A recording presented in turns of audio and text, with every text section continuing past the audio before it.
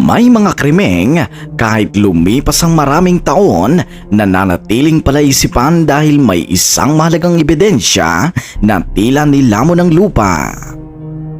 Isang bangkay, isang lumang bahay at isang nawawalang ulo. Ngunit ang mas nakakagulat, hindi ito itinago sa lugar sa unang inaakala nila. Mahigit 6 na taon ang lumipas bago tuluyang nabunyag ang katotohanan. Ano nga ba ang nagtulak sa isang tao upang gumawa ng ganoong karumaldumal na krimen? At bakit tila walang sinuman ang naghinala sa totoong salarin? Mahimbing ang umaga sa maliit na baryo at naririnig ang tilaok ng mga manok. Humahampas ang malamig na hangin sa mga puno ng mangga. Sa gitna ng baryo ay naroon ang isang lumang bahay na halos 50 taon nang nakatayo. Matagal na itong walang nakatira, sabi ng matatanda. Marami na raw kakaibang pangyayari roon, pero para sa kabataang tulad ni Marco, Jules, Benjo at Rico, isa lamang yung lumang abandonadong bahay. Pare, dito talaga tayo gagawa ng content? Sigurado ka bang dito tayo gagawa, pare? Napakadami mga kwento tungkol dito. Kayo naman, huwag kayong mga maniwala sa multo. Huwag kayong matakot sa mga kwento-kwento. Mas marami pang manonood sa mga content na gagawin natin kung magbibideo tayo sa nakakatakot na lugar, hindi ba? Natawa silang apat, hindi nila alam ang bahay na iyon na magiging sentro ng pinakamisteryosong krimen sa kanilang bayan. Si Marco ang pinakamasipag sa kanilang grupo. Pangarap niyang sumikat bilang isang content creator. Si Jules naman ay tahimik ngunit matalino, habang si Benjo ang palabiro. Habang si Rico naman, isa sa pinakamatapang sa kanilang mga kaibigan. Araw-araw silang bumibisita sa lumang bahay upang kumuha ng video. Unti-unti nilang nililinis ang paligid at habang ginagawa yon, may napansin silang isang malaking bakal na pinto sa sahig. Oh, pare. May basement yata dito ah. Ano? Buksan natin? Teka lang. Huwag niyo munang galawin. Hindi natin alam kung ano nasa loob niyan. Ano kaya nasa loob nito? Kaya nga parang may kakaiba. Subalit ng araw na yon, hindi nila binuksan ang bakal na pinto. Hindi dahil natakot sila, kundi dahil kinakalawang na ang kandado. Kailangan pa nila ng mga matitibay na kagamitan upang mabuksan ang lugar na yon. Habang pauwi, may isang matandang lalaki ang sumalubong sa kanila. Siya si Mang Delpin. Isa siya sa pinakamatandang residente ng Sitio Malalim. Mga iho, saan kayo galing? Sa lumang bahay po. Biglang nagbago ang mukha ng matanda. Sa lumang bahay kayo galing? Huwag na kayong babalik doon kahit anong mangyari. Lolo, bakit po? Tahimik ang matanda at parang may gusto siyang sabihin ngunit pinipilit niyang manahimik. Kinabukasan, isang bagong residente ang lumipat sa baryo. Siya si Adrian. Ang edad ay 35, tahimik at palangiti at madaling makisama. Agad siyang naging kaibigan na maraming mga tao doon, lalo na sina Marco, at hindi nila alam ang pagdating ni Adrian ang magiging simula ng serye sa pangyayaring babago sa kanilang buhay. Lumipas ang ilang linggo, halos araw-araw ay magkakasama sina Marco at Adrian. tinulungan pa ni Adrian ang grupo sa paggawa ng kanilang video. Maganda siguro kung doon tayo sa basement. Yung pinto na nakasara, para mas magandang kumuha ng video doon. Oo, hindi pa namin nabubuksan yun dahil nung nakita namin yun medyo kalawang na yung kandado. Natatakot naman kami na baka makasira pa kami. Napatingin ang lahat kay Adrian at nagsalita ito. Ako nang bahala. Kaya kong buksan yun. Sa pagkakataong yon, parang alam na alam niya ang lumang bahay. Makalipas ang 2 araw, nabuksan nila ang basement. Madilim, mabaho at punong-puno ang lumang kagamitan. May mga sirang kabinet, lumang aparador at mga kahong hindi nabubuksan sa loob ng maraming taon. Ngunit habang nag-iikot, may nakita silang isang lumang litrato. Isang pamilya, 3 dekada na ang nakakalipas. Ngunit may isang mukha roon na kahawig ni Adrian. Oo pare, bakit kamukha mo ito?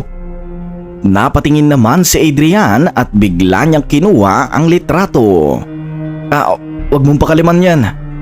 Wala nang halaga yan dahil luma na yan. Saka igalang naman natin yung dati nakatira dito. Agad niya itong isinilid sa kanyang bag. Napatingin ang 4 sa isa't isa. Parang may itinatago ang kanilang bagong kaibigan. Mula ng araw na yon, mas lalo pang naging misteryo si Adrian. Minsan, bigla na lamang siyang nawawala tuwing gabi. May mga pagkakataong mag-isa siyang pumupunta sa lumang bahay. At kapag tinatanong, iisa lamang ang kanyang nagiging sagot. Pumupunta kasi ako doon dahil minsan nalulungkot ako. Alam niyo naman, mas maganda doon kasi mag-isa lang ako. Hindi alam ni Marco na may isa pang tao na lihim na sumusunod kay Adrian tuwing gabi-gabi. Isang lalaking nakasuot ng itim na hoodie, hindi makita ang kanyang mukha, hindi rin alam kung sino siya.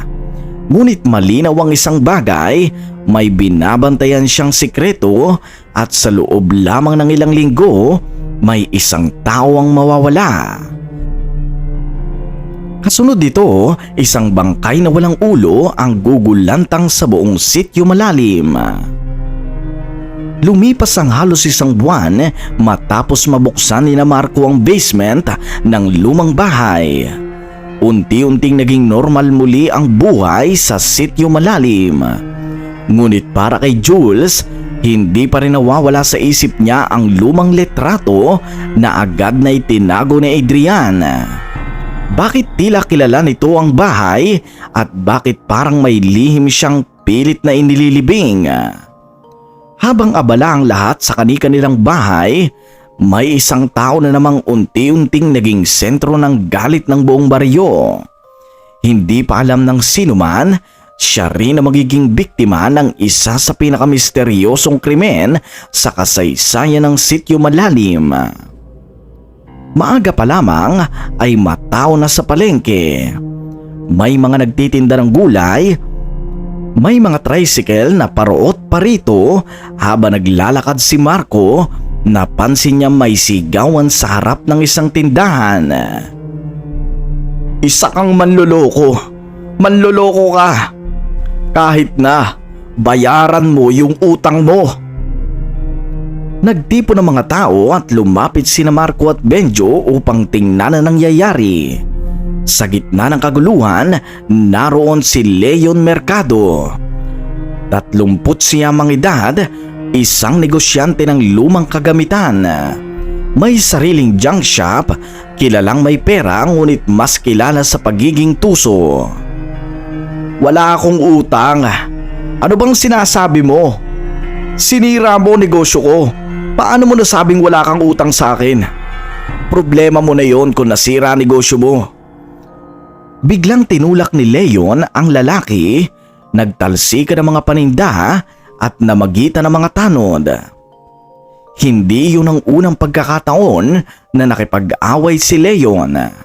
Sa katunayan, halos kalahati ng baryo ay may reklamo laban sa kanya. May nagsasabing nanloloko raw siya sa mga bentahan. May nagsasabing gumagamit siya ng pananakot. May iba naman na nagsasabing may koneksyon siya sa mga iligal na bentahan ng antigong kagamitan. Ngunit wala na isa sa mga reklamo ang napatunayan dahil palagi siya nakakalusot sa mga reklamo na yon. Nang gabing yon, nagkita sina Marco, Jules, Benjo at Adrian sa iisang karinderya. Alam mo, grabe pala talaga yung Leon na yan, no? Sobrang yabang. Hindi na bago yan dito sa baryo natin. Alam mo naman, napakarami nakikipag-away dyan. Laging siya nagsisimula ng gulo. Alam mo, parang lahat may galit sa kanya. Pero si Adrian, tahimik lamang ng araw na yon. Ikaw Adrian, kilala mo ba si Leon? Saglit na natigilan si Adrian. Naririnig ko ang pangalan niya. Pero hindi kami magkaibigan. Napansin ni Jules, parang umiiwas itong pag-usapan ng lalaki. Habang kumakain sila, may isang motorsiklo ang huminto sa tapat. Bumaba ang isang babae at iyon ay si Liza. Dating kasintahan ni Leon at halatang umiiyak. Nakita niyo ba si Leon? Hindi po. Bakit po? Kailangan ko siya makausap. Wala na akong ibang malapitan. Yun lang ang sinabi ng babae at umalis na rin ito. Ngunit ilang metro pa lamang ang layo, napaupo ito sa gilid ng kalsada habang umiiyak. Ayon sa mga usap-usapan, iniwan daw ni Leon si Liza matapos makuha ang perang ipinautang nito. Simula noon, halos araw-araw na ito naghahanap kay Leon, ngunit palagi itong iniiwasan. Isa na namang taong may dahilan upang magalit sa lalaki. Kinabukasan, nagpunta si Marco sa junk shop ni Leon. May balak siyang bumili ng lumang kamera para sa paggawa ng content. Pagpasok niya, napansin niyang puno ng lumang kabinet at antigo na kagamitan ng bodega. Ngunit may isang bagay ang nakakuha ng kanyang pansin. Isang malaking aparador na halos kapareho ng aparador sa basement ng lumang bahay. Ang ganda nito. Oy bata, huwag mong gagalawin yan ha. Medyo malakas ang boses ni Leon at nagulat si Marco. Pasensya na po. Ngunit habang papalabas siya, may narinig siyang usapan sa loob ng opisina. Hanggang kailan mo itatago yun? Hindi nila malalaman yun. Kapag nalaman nila, tapos ka. Hindi na narinig ni Marco ang kasunod at lumabas na siya ng bodega. Hindi niya alam na ang usapang yon ay may kinalaman sa isang lihim na matagal nang ibinaon sa nakaraan. Makalipas ang ilang araw, biglang nawala si Leon. Hindi ito umuwi, hindi rin nagbukas ang junk shop at 3 araw, 5 araw, 1 linggo, wala pa ring balita. Ika ni Liza, hindi siya pwedeng mawala. Hindi siya nawawala ng basta-basta na lang. Kapitan, gawan niyo po ng paraan ito, nawawala po yung kasintahan ko. Baka naman umalis lang si Leon, alam naman natin minsan umaalis siya. Hindi niya ginagawa yun. Lagi siya nagpapaalam. Nagsimula ang paghahanap at sinuyod ang kagubatan. Mga ilog, mga abandonadong gusali, ngunit walang bakas ni Leon. Unti-unting kumalat ang iba't ibang haka-haka. May nagsabing tumakas siya dahil sa utang at may nagsabing pinatay na siya. At meron din nagsabi na nakita raw siyang huling pumasok sa lumang bahay. Ngunit walang makakapagpatunay sa mga aligasyon. Samantala, napansin ni Jules ang kakaibang kilos ni Adrian. Madalas itong mawala pagsapit ng 10:00 ng gabi. At tuwing umaga, may putik ang sapatos nito. Saan ka galing kagabi? Ako? Naglakad-lakad lang ako. Naglakad-lakad? Araw-araw? Hindi mo kailangan malaman ang lahat, Jules. Tahimik na umalis si Adrian at wala nang iba pang sinabi. Mas lalo pang dumami ang mga taong maaaring maging suspect. Si Liza, ang lalaking nakaaway ni Leon sa palengke, ang hindi kilalang kausap niya sa junk shop at maging si Adrian. Nagsimulang pagdudahan ng ilan ang mga tao. Ngunit sa puntong ito, wala pang ebidensya laban sa kahit sino. Isang bagay lamang ang tiyak at hindi nabuhay pa si Leon. Ngunit nasaan ang kanyang katawan? At bakit tila may isang taong gabi-gabing bumabalik sa lumang bahay?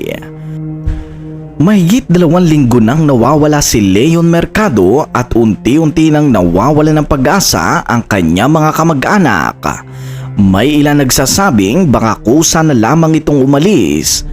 Ngunit may ilan ding naniniwalang hindi na ito buhay. Sa kabila ng iba't ibang haka-haka, wala pa ring matibay na ebidensya hanggang sa isang umaga, isang nakakapangilabot na amoy ang nagmula sa lumang bahay sa Sitio Malalim. Amoy na hindi may paliwanag, amoy na naging dahilan upang tumawag ng mga pulis sa mga residente. Hindi pa nila alam na ang kanilang matutuklasan ay sisira sa katahimikan ng buong bayan. Nagtipo ng ilang residente sa harap ng lumang bahay. Takip ang kanilang mga ilong habang papalapit. Lalong lumalakas ang mabahong amoy. Ay nako, 2 araw na naming naamoy yan. Hindi na normal ang amoy na yan. Napakabaho. Wag po kayong mag-alala. Tumawag na po kami ng pulis at ilang minuto lamang po dadating na sila. Ilang minuto ang lumipas, dumating ang 2 sasakyan ng kapulisan kasama ang mga investigador na pinamumunuan ni na Police Captain Eduardo Ramos. Kasama rin niya ang mas batang investigador na si Police Lieutenant Karen Villanueva. Kilalang mahusay sa pagsusuri ng mga crime scene sa lugar na iyon. Maingat nilang nilagyan ng police line ang paligid at pinalayo ang mga residente. Isa-isang pumasok ang mga pulis sa loob ng bahay. Tahimik, maalikabok at halos wala nang natitirang gamit. Ngunit habang papunta sila sa basement, lalong lumalakas ang amoy. Sir, parang sa ibaba po nang gagaling yung amoy. Mag-ingat ang lahat. Iba na ang pakiramdam ko sa bahay na to. Unti-unti nilang binuksan ang bakal na pinto ng basement at umalingaw-ngaw ang kalawang na tunog. Pagbukas pa lamang, tumambad ang isang madilim na silid. Tinapatan nila ng ilaw ang paligid, may mga lumang aparador, sirang upuan at kalat na kahon. Ngunit sa pinakadulo, may malaking carpet na tila bagong inilatag. Sandali, bakit may bagong carpet dito? Hindi ba kung hindi pa ito nabubuksan, dapat walang bagong kagamitan dito? Dahang-dahang inalis ng mga pulis ang carpet at sa ilalim nito may sariwang semento. Nagkatinginan ang lahat. Meron ba tayong maso dyan? Basagin nyo nga ito. Parang bagong semento lang ito . Isang pulis ang kumuha ng maso, 3 hampas ang ginawa, 4, 5 at unti-unting nabasag ang semento. Biglang lumabas ang mas matinding amoy na pinanggagalingan ay ang lugar na iyon. Maya-maya'y may lumitaw na bahagi ng isang kamay ng tao at tahimik ang lahat. Wala nagsasalita, isa-isang inalis ang natitirang semento hanggang sa tuluyang makita ang bangkay. Ngunit may isang bagay na nakakapanginig na maging sa mga veteranong pulis ay nagulat sila nang makita. Wala itong ulo. Diyos ko sir, ano po ito? Teka lang, body bag ito. Para may gumawa talaga nito. Hindi pa man nailalabas ang bangkay, napansin agad ni Lieutenant Karen ang isang kakaibang detalye. Malinis ang pagkakaputol sa leeg at hindi ito kagat ng hayop. Hindi rin dulot ng pagkabulok. Ibig sabihin, sinadyang tanggalin ang ulo ng biktima. At ginawa iyon ng taong may sapat na oras upang pagtakpan ang krimen. Habang sinusuri ang basement, may napansin ang isang Soko investigator, isang maliit na bakal na singsing. Nakalubog ito sa putik. Ma'am, may nakita po kami. Inabot niya ang isang plastic na evidence bag. Singsing? Bakit may singsing? May nakaukit na 2 letra at ang letra na yon ay L at M. Iyon ang parehong inisyal na pangalan ni Leon Mercado. Ngunit hindi pa rin sapat iyon upang kumpirmahin ang pagkakakilanlan ng bangkay. Dahil wala ang ulo, wala ring dahilan para makilala ang tao. Habang patuloy ang investigasyon, napansin ni Captain Ramos ang bakas ng paghatak sa sahig. Parang may mabigat na bagay na hinila papunta sa basement. Sinundan nila ang marka at nagmula iyon sa likod ng bahay. Hindi dito pinatay. Ibig sabihin, dinala lang ang bangkay dito, sir. Hindi dito ginawa ang pangyayaring krimen. Lalo naging komplikado ang kaso. Kung hindi sa lumang bahay ginawa ang krimen, saan ito nangyari? At bakit doon itinago ang katawan? At mas lalo pang naging palaisipan sa mga pulis ang nawawalang ulo. Habang nasa crime scene, dumating si Marco kasama sina Jules at Benjo. Hindi sila pinapasok sa police line, ngunit tanaw nila ang paglabas ng body bag. Pare, may bangkay na nakita sa lumang bahay. Huwag kang lumapit, Marco. Kailangan manood lang tayo dito sa labas. Hindi pwede yan dahil nag-iimbestiga sila sa loob. Tahimik si Jules at may napansin siya. Sa kabilang bahagi ng bahay, may isang lalaking nakaitim na hoodie na nakatayo lamang. Pinagmamasdan ng buong operasyon. Marco, tingnan mo. Lumingon si Marco, ngunit paglingon niya, wala na ang lalaki at parang naglaho. Hindi yun ang unang beses na nakita nila ang misteryosong lalaking naka-hoodie. Ngunit wala pa rin nakakakilala rito at hindi marinaw kung bakit lagi itong nasa paligid ng lumang bahay. Isa na naman ba siyang posibleng suspect o isa lamang siyang saksi sa nakakatakot na isang krimen?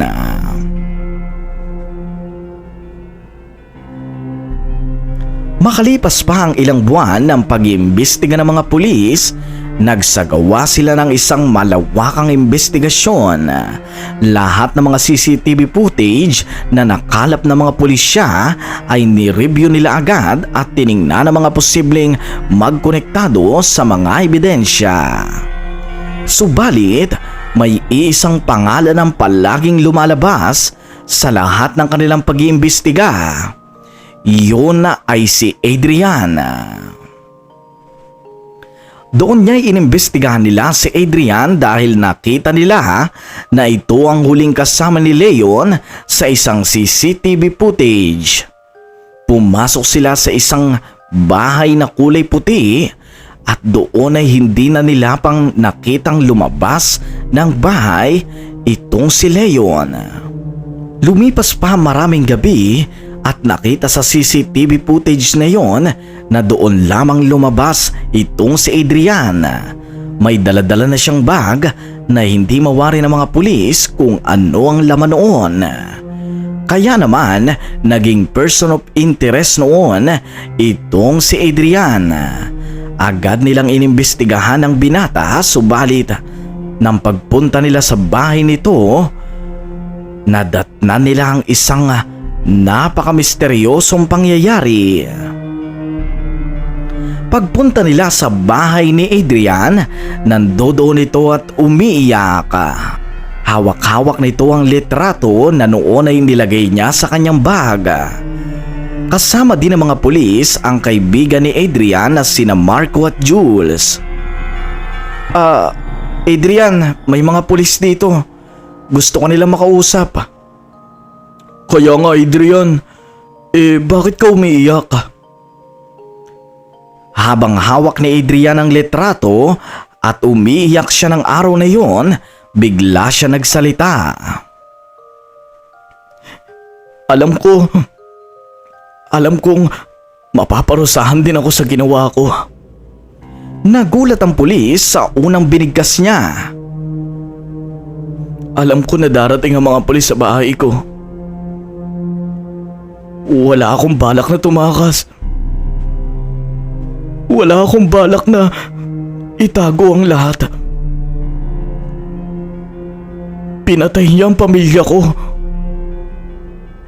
Gusto kong magiganti sa kanya. Lahat ay natulala sa kanya mga sinasabi at hindi makapaniwala na ang confession na yon ay mangyayari sa araw na hindi nila inaasahan. Bata pa lang ako. Pinatay ni Leo ang buong pamilya ko. Dahil lang sa utang. Dahil hindi mo kabayad si mama at papa. Lumaki ako sa hirap. Nagtrabaho ako kahit bata pa lang ako. At ipinangako ko sa sarili ko hahanapin ko siya. At nung nalaman ko na nandito siya sa sitio malalim, ginawa ko na agad ang plano. Patawarin niyo ako, Marco, Jules. Pero ginawa ko ito para sa pamilya ko. Sir, handa na po ako magpakulong. Ang mahalaga lang po sa akin, nakabawi na ako. Hindi makahimik ang pulis noon at kahit siya'y nabigla sa kwentong binitawan ni Adrian. Subalit hindi nangangahulugan na ito na kahit gaanong kasakit ang pinagdaanan niya sa nakaraan ay kakampihan siya ng batas. Doon niya idinala nila sa presinto itong si Adrian dahil sa kanyang confession. Kasama ni Adrian ang kanyang mga kaibigan at nauunawa nila kung bakit ito nagawa ni Adrian. Mali lamang ang kanyang ginawa pero alam nilang masakit ang pinagdaanan nito sa kamay ni Leon. Doon niya sinabi na rin ni Adrian kung nasa saan ang ulo ng biktima. Sinabi niyang itinapon niya ito sa dagat at umarkila pa siya ng bangka upang gawin ito. Kaya naman ilang taon pa ang lumipas bago nila ma-recover ang nawawalang bungo ng bangkay. Ginawa niya raw ito upang bastusin ang katawan ng biktima dahil sa pambabastos na ginawa nito sa kanyang mga magulang. Hanggang dito na lamang po ang aming kwento at maraming salamat sa lahat ng mga nakikinig palagi dito sa aming channel. Mag-subscribe at i-hit na rin ang notification bell nang sa ganun ay palagi kayo ma-update tuwing may bago tayong upload. Yun lamang po't maraming salamat.